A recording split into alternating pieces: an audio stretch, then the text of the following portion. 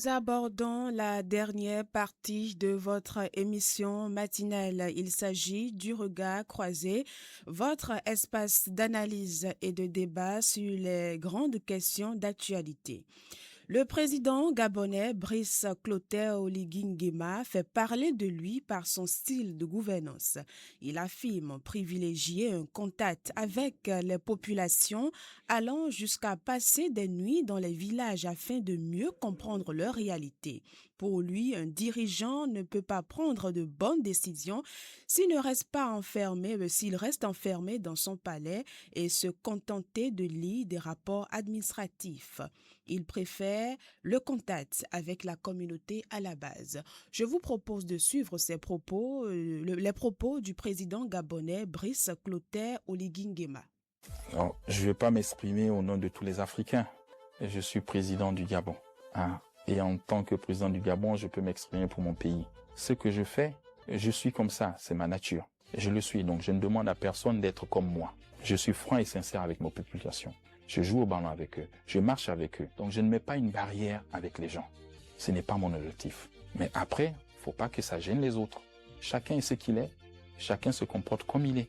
Mais en gardant les objectifs que, oui, nous sommes chefs d'État, il faut encourager les populations et faire au milieu des populations. Comment voulez-vous comprendre les problèmes de population si vous n'êtes pas au milieu d'eux? Vous vous enfermez dans un palais, on vous amène des notes de service, vous les lisez et vous prenez des conclusions sans jamais discuter avec les populations. Quel résultat vous allez avoir? Dites-moi. Donc il faut que, à un moment donné, moi je me suis dit, il faut que je change la donne. Vous savez, on est en Afrique. Aux élections, on fait la campagne électorale. Vous voyez les populations, vous discutez avec les populations. Après les élections, une fois que vous avez gagné, on vous dit qu'il faut faire la tournée républicaine pour remercier les populations. Vous avez des conseillers, des financiers qui vous amènent des factures de 15 milliards pour refaire le tour du Gabon, pour aller remercier ces populations. Ces 15 milliards ne peuvent pas construire une école. Et quand on me les a amenés, je me suis dit, mais où va le monde? Oui, mais ça s'est passé comme ça avant. Après telle élection, le président va saluer les populations, il va remercier les populations, ainsi de suite. Et je me suis dit, je ne ferai pas comme les autres. J'ai ma méthode à moi. C'est l'oliguisme. J'irai seul vers les populations et je vais les écouter. Donc, chaque week-end, chaque samedi, quand je n'ai rien à faire, je prends 2 ou 3 de ma sécurité, je vais dormir dans un village. Qui est l'eau ou pas le courant, je dors avec eux, je vis ce que les populations vivent. Parce que quand vous annoncez une sortie, une tournée, vous amenez tout le gouvernement avec vous, le gouvernement arrive, c'est des fonds qu'il faut payer, ce sont des hôtels et autres. Et après, on vous fait des discours, et d'un côté, vous avez les populations qui vous disent, mais Monsieur le Président, ce sont les mêmes qui sont avec vous à Libreville, qui reviennent encore faire des discours à notre place. Est-ce que nous ne peut pas parler? Vous voyez, quand je vais à l'intérieur, je suis en contact direct avec ces populations. On s'assoit, on se lave, s'il n'y a pas d'eau, on va à la rivière, on se lave ensemble, on revient. Donc je vis chaque jour le quotidien de mes populations. Et voilà, vous venez donc de suivre les propos du président gabonais Brice Oligui Nguema et nous allons faire l'analyse autour de ces propos ce matin. Je suis avec Nativité Yeoumé, à nouveau bonjour. Bonjour à Bernice Koukoudouji. Thomas Roudjo, bonjour. Bonjour Bernice. Nativité Yeoumé, vous venez donc de suivre le président gabonais. Dites-nous, quelle lecture faites-vous de cette vision de la gouvernance basée sur la proximité avec la population? L'approche de Brice Clotaire Oligui est une bonne approche. Vivre avec les citoyens, aller au contact physique des citoyens pour vivre les difficultés, leur manière de vivre. Ça permettra à tout gouvernant donc de savoir comment les citoyens vivent dans nos localités. Brice Clotaire Oligui, le président gabonais, a dit, mais si vous êtes président, d'accord, et que vous vous enfermez dans un bureau et vous prenez des décisions à base des comptes rendus qu'on vous fait, vos décisions ne pourront pas avoir l'effet qu'il faut. Mais si vous allez au contact du peuple, vous saurez quelles décisions prendre pour favoriser tout le monde. Mais ceux qui se déplacent pour aller au contact de ces citoyens, peut-être ils ne prennent pas en compte les besoins exprimés par les citoyens. On fait ce qui arrange soi-même et c'est ce point-là qu'on fait au président et c'est à base de ce point que le président lui prend une décision. Parfois, les citoyens ne se voient pas à travers les décisions qui sont prises. Mais lui, au Gabon, il a voulu changer la donne. Il dit, mais je préfère aller vivre avec les citoyens. Je préfère aller manger ce qu'ils mangent, boire l'eau qu'ils boivent, parce que dans nos localités, vous n'êtes pas sans savoir que dans certains pays africains, la question d'eau potable reste encore une question primordiale. On n'a pas encore relevé le défi dans tous les arrondissements, dans tous les villages. Donc, lorsque vous faites une descente dans une localité, que vous vivez dans cette localité, vous allez boire l'eau que les citoyens aussi consomment parce que si c'est de l'eau souillée, vous aussi, vous allez essayer de goûter pour voir la qualité. Ça vous permettra de savoir prendre quelle disposition prendre et quelle décision prendre pour corriger le tir à l'avenir Bernice Koukoudou. D'accord, Nativité Youmé. Oui, Thomas Rundjo, vous avez également suivi les propos du président gabonais. Quelle est votre lecture? Oui, je l'ai religieusement suivi. Vous savez, on dit, il y a un principe là, au principe qui dit que l'administrateur doit se rapprocher des administrés. Donc, c'est les populations qui vivent les difficultés. Donc, il a fait dos au Conseil des ministres, il a fait dos à la présidence pour aller sur le terrain. Et je crois que le problème crucial dans nos localités, c'est le problème de l'eau. Il faut de l'eau potable à nos populations. Il y a d'autres problèmes encore. Il y a le problème de l'éducation, tout ça là. Donc, quand vous n'êtes pas sur le terrain, vous ne pouvez pas. On ne tient pas seulement compte des rapports qu'on envoie là-haut, mais on vit les faits et on y trouve des approches de solutions. D'accord. Nativité Youmé, est-ce que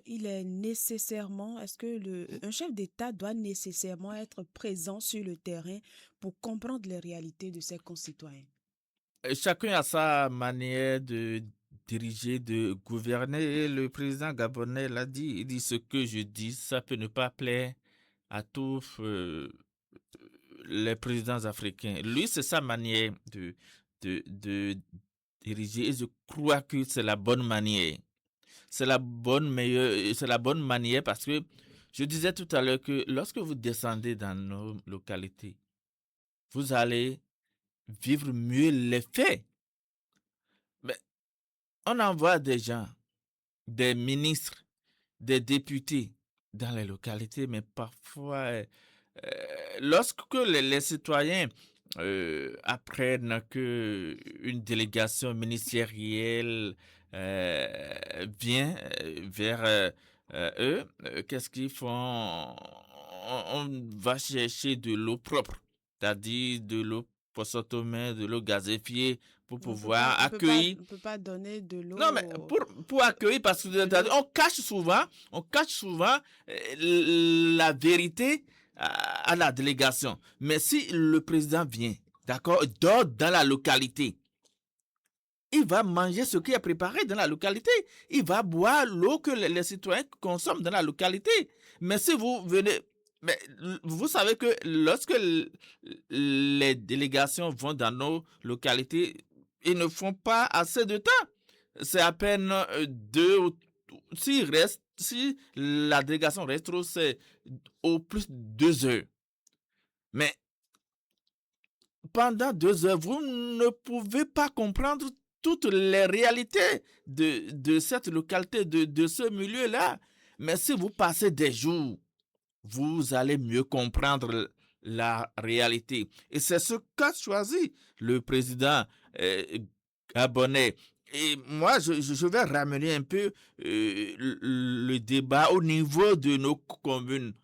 Mais si au Bénin, par exemple, d'accord, nous sommes au Bénin, dans nos communes, si les maires qui sont élus dans une commune données, mais dans des communes données, si ces maires peuvent sillonner les villages de leur commune, ils vont mieux comprendre comment leurs administrés se comportent, leurs administrés vivent. Ils font Mais des tournées. ils font des tournées, mais leurs tournées sont vraiment limitées. Ils ne vont pas... Je vous donne un exemple. Je prends peut-être la commune d'Alada, qui a plus de 100 villages et quartiers de ville. Quel est ce maire qui a pu sillonner tous les villages et quartiers de ville? Et moi, je n'ai pas encore vu ça. Même le chef de l'arrondissement, est-ce qu'il arrive à parcourir les hameaux, les villages, les quartiers de son arrondissement? Non. Ce que nous constatons le plus souvent, c'est que on reste dans son bureau, on vient un lundi, on vient du lundi au vendredi, on signe des documents, on prend des décisions qui peut-être ne vont pas répondre aux aspirations des citoyens. Mais les citoyens se disent, mais pourquoi encore cette décision? Ce qu'on prend, les lois ne sont pas en phase avec nos réalités. Mais même nos députés à l'Assemblée nationale, si ils prennent des lois, les citoyens se disent parfois ne pas se retrouver à l'intérieur de ces lois. Mais c'est pourquoi les citoyens demandent à ce que, avant que les députés n'aillent à l'Assemblée nationale pour voter des lois, il faut qu'ils viennent vers eux pour pouvoir présenter le projet avant d'aller l'adopter au Parlement. Vous voyez maintenant que si on va c'est-à-dire au contact physique du citoyen, on a l'information réelle. On a l'information réelle. On ne peut plus rester dans son bureau pour prendre des décisions qui vont à l'encontre de nos réalités. D'accord, donc selon vous, les rapports d'administration ne suffisent pas? Les rapports, ben, c'est des écrits. C'est des écrits. Vous n'êtes pas là, vous allez lire. Et c'est à la base de ce qu'on vous a rapporté que vous allez prendre vos décisions. Mais après tout, c'est vous qui êtes le chef.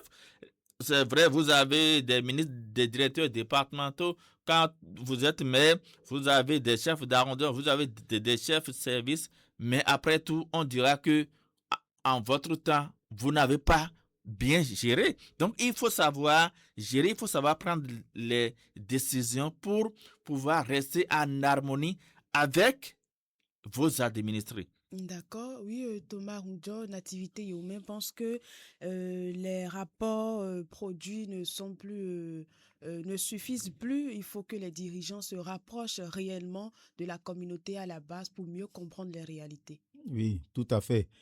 Les rapports administratifs, on écrit des pages sur des pages et on envoie ça au sommet là-bas à la présidence. Bon, le président, lui, il signe, c'est accepté. Alors que les vrais problèmes, c'est sur le terrain. Est-ce que ces rapports ont été vérifiés? Est-ce qu'ils ont été... Il a laissé, aujourd'hui, le président Gabonais a laissé ses ministres et lui-même est parti voir ce que vivent les populations. Donc, je prends l'exemple de nos députés. C'est à quelques mois, certains, c'est à quelques mois, ils viennent sur le terrain. Ah, je suis encore là, bon, j'aurais besoin de vous, et puis avec des présents. Non, ce n'est pas ça. Ce n'est pas ça le travail qu'on leur a confié. C'est un travail de fond. Aller découvrir de visu les souffrances des populations et échanger avec elles.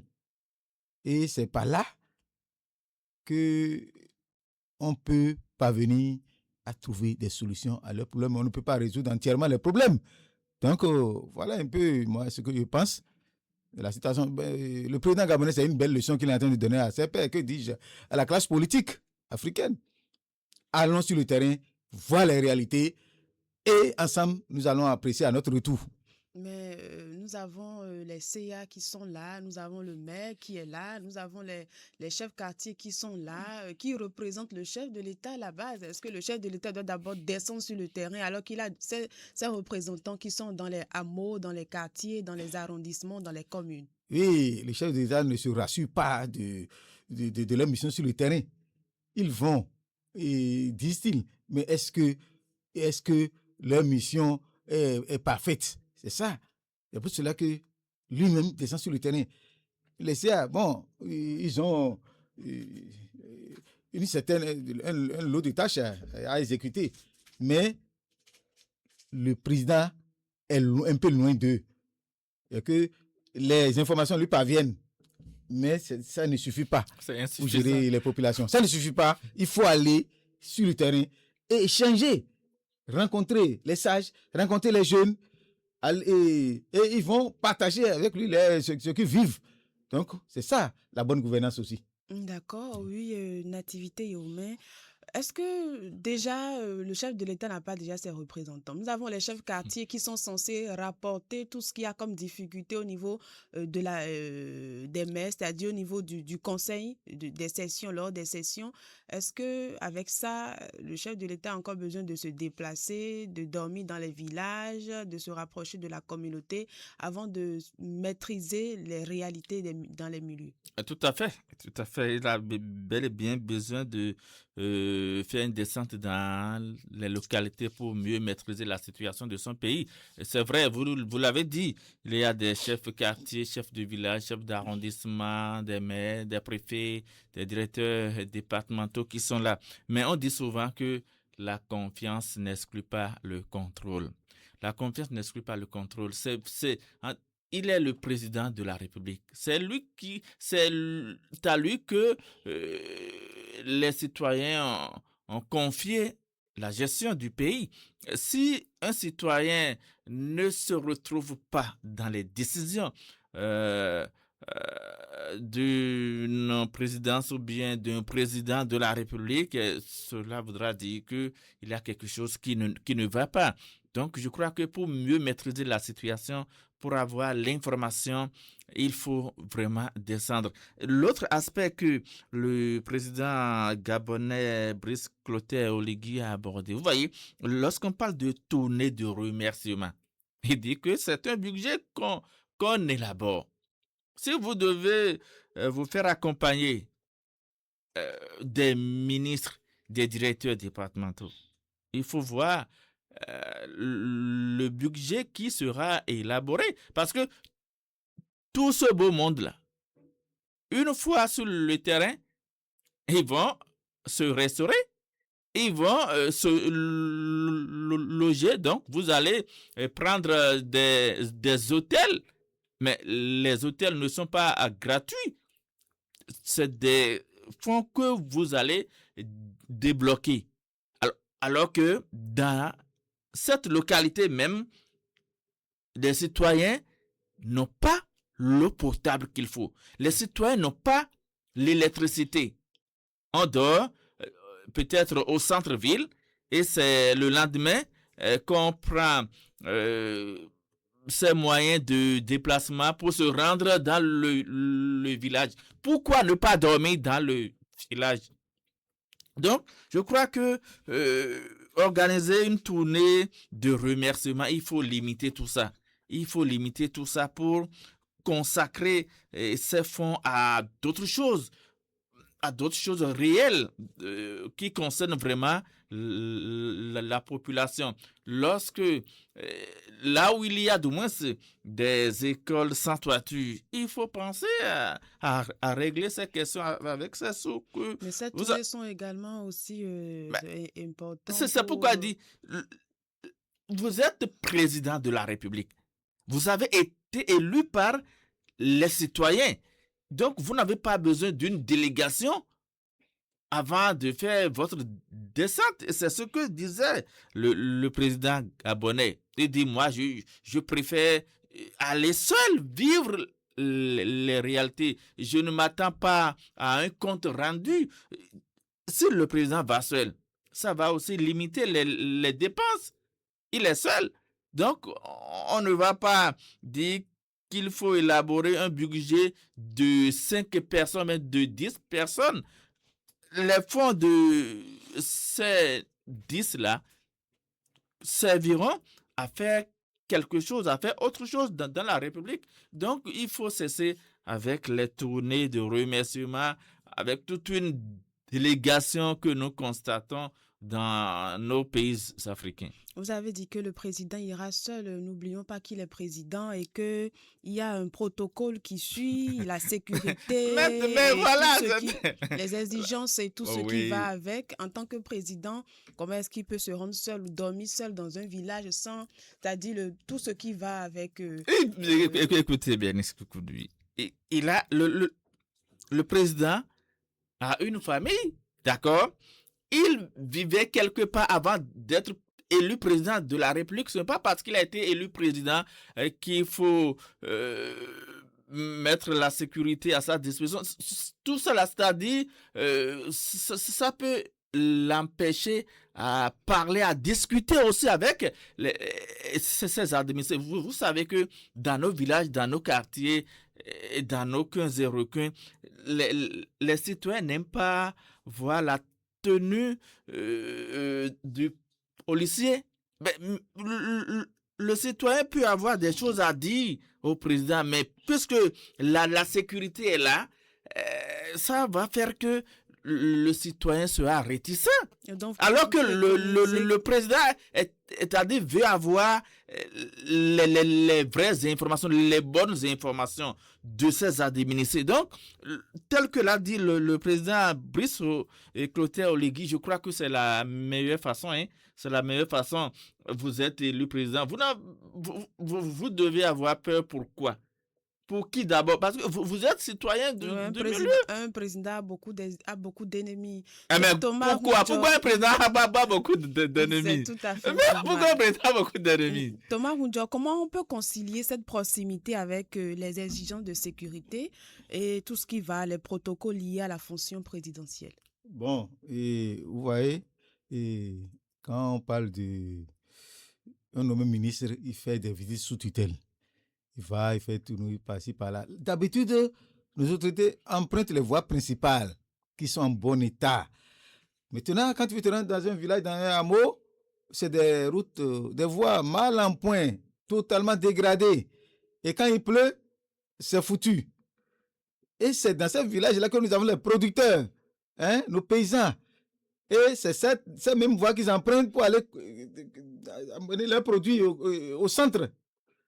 Donc, tout ça là, la femme enceinte qui doit faire visite prénatale, postnatale, son mari la prend, c'est pour... Mais si elle chute sur la voie, c'est des complications. Donc, c'est des choses que le président a dit, bon, moi, j'irai sur le terrain, je laisse les belles voies et je vais à l'intérieur. C'est ça le problème que vivent les populations. Voilà. Donc, un maire peut décider de prendre SIM pour aller à Gomé, pour aller à Vakpa. Mais nous avons quand même vu en Afrique, dans un pays africain, un président prendre SIM pour aller au service. Mais ce jour-là, tous les regards étaient focalisés sur lui. Mais moi, je vois que même si vous êtes président, même si vous êtes maire et chef d'arrondissement, cela n'empêche pas en tout cas, la proximité avec vos administrés. Parce que tôt ou tard, vous aurez besoin de ces administrés-là. Est-ce que la population a besoin de proximité ou bien de résultats, c'est-à-dire de réels résultats pour le développement ou bien de proximité? Résultats, on ne peut pas parler de résultats sans proximité. Celui qui veut prendre la décision, celui qui doit prendre la décision, s'il n'a pas l'information, quelle décision il va prendre pour répondre vraiment aux aspirations du citoyen, de son peuple.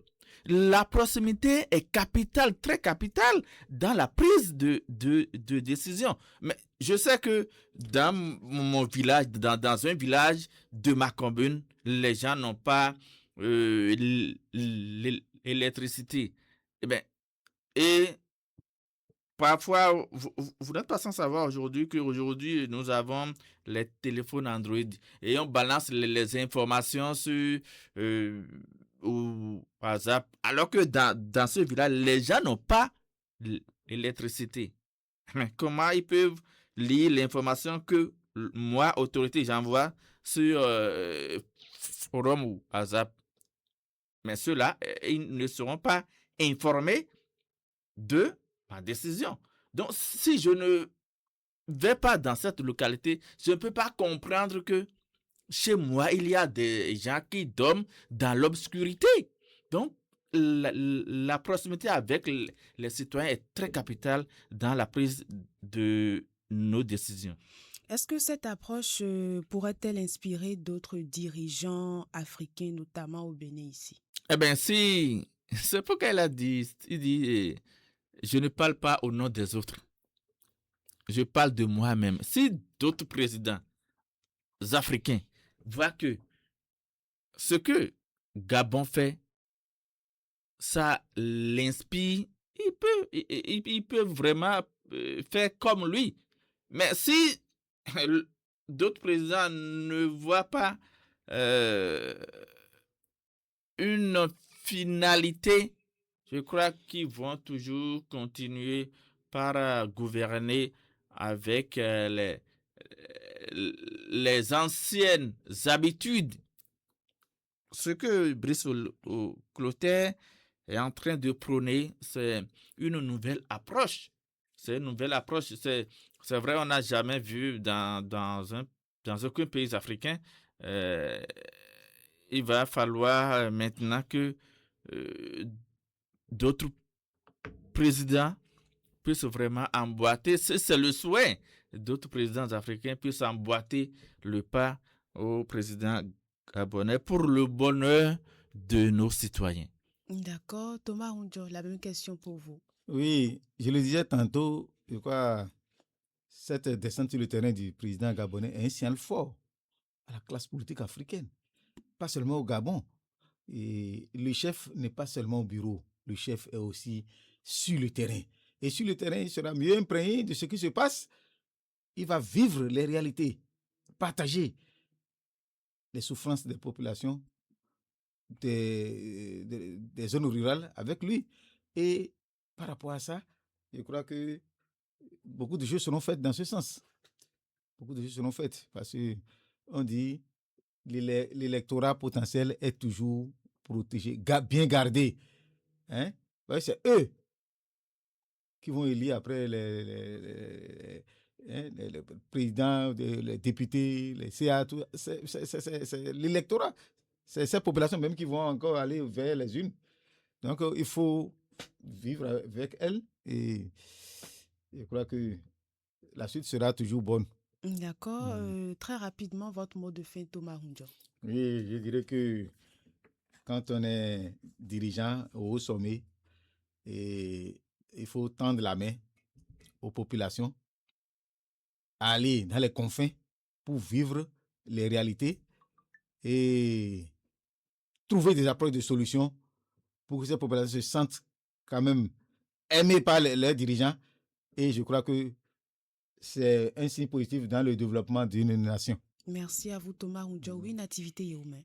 Nos dirigeants n'ont qu'à changer de stratégie de gouvernance pour vraiment rester collés aux réalités des administrés avant de prendre des décisions qui vont vraiment développer les nations. Dans nos communes, j'aurais souhaité que les maires fassent une descente au moins par mois pour aller dans un village, bien dans un hameau, pour mieux vivre les réalités. Ça leur permettra de comprendre les manières de vivre de ces administrés, de savoir quelles décisions prendre pour vraiment booster le développement de leur localité. Merci à vous, Nativité Yeoumé, Thomas Rundjo. Merci au thème de cet échange. Une chose apparaît claire, la proximité entre les dirigeants et les citoyens peut renforcer la confiance et permettre une meilleure compréhension des réalités du terrain. Toutefois, cette proximité doit s'accompagner de politiques publiques efficaces et de résultats concrets pour améliorer les conditions de vie des populations. Merci de nous avoir suivis. Cyril Podji est resté à la partie technique. Bernice Koukoudji à ce microphone. On vous donne rendez-vous demain.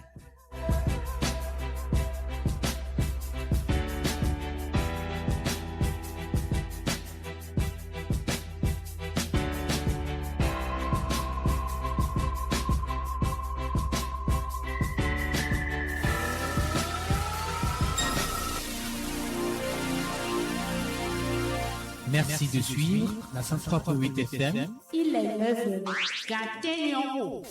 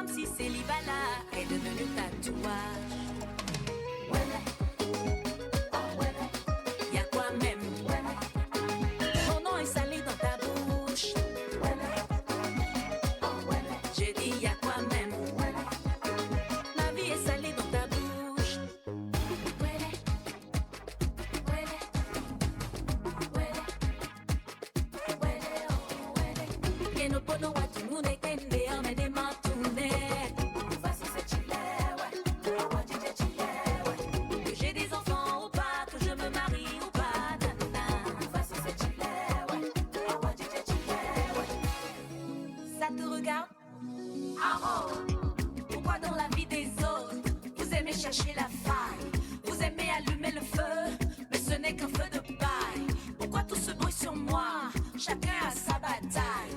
Si je suis heureuse, c'est tout, le reste n'est qu'un détail. On dit c'est Dieu qui donne, donc j'attends ma part d'homme. On va s'aimer jusqu'à même après la gare. Y'a quoi même? Mon nom est salé dans ta bouche.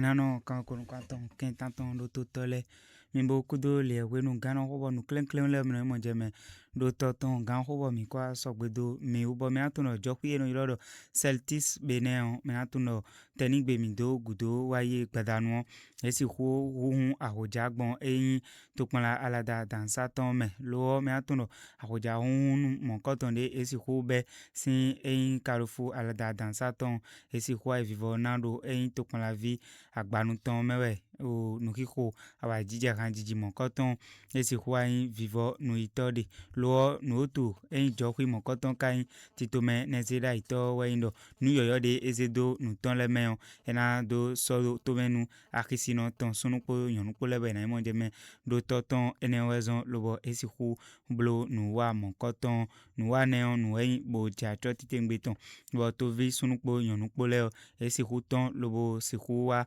tome lobo ayin nu yoyole seto humi atro me ho fiacre echo na ho ewen gan eno titome mokoton numbo esikuyin biblo waito hun me na ho zegbedo jibro to visunpo yonpo le yoro pondo nu eme estinu menu yedo lobo sihu do ho dejini yeo enize lobo zamorukpo to visunpo yonpo mawa ten mokoton me aleo enize lobo do wentomoni do propo eton le nitu to visunpo yonpo ewa ten mokoton me leo nu bo vivinu edesu gbono le lobo esikuze gbedoji lobo sihuin di dotoro nu bo vivinu yetite ngbeton bo miro minai monjeme do toto mi atuno me na ho tangi agoi me na ho we isodin lobo sihudo kwe eyin odemo nudin lo mi atuno nu wa mokoton akpahwe wogoton ewe esihuain lobo ni me na ho soto lobo me na ho jrazo ato eyin lobo no azoro canal 3 bene me atuno teningbe azan ko atonu kun we goli asunle ko afo ko atonu kun pogo mi do gudo waye ewe sihuado ganjeu lobo ze me na ho lobo enasihu no hwe mokotonu bo me atuno o pil chéri gbemenu me mokoton me vice président lobo biboro tutonto lobo jika amusu ewe we gbojino to ena hopodo me la ho lobo na sihu no po kuzu me mai azowaro poto ne bo mise omino mina monje me do toto mbale nenu e mina no ma do mido nu klen we je misile ekusoro nu kona ihule we Cyril Poji ewe no monji don irene bokoda ho nyewe no hosafi mi do gbero propo mi ton le nu gbeji de mi de